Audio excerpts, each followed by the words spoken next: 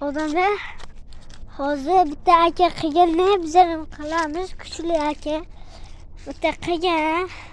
O'shan kuchli akalar qilib ko'rsin. Men ham kuchliman. Bir marta qilib ko'ramiz ha.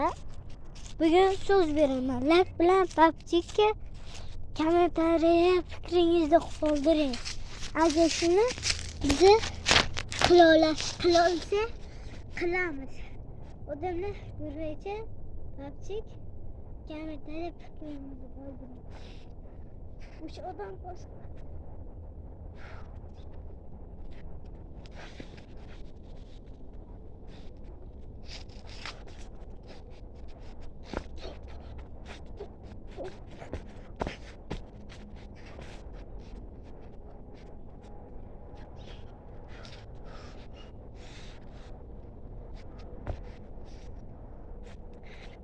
Odamlar yana papchik kommentariya fikringizni qoldiring.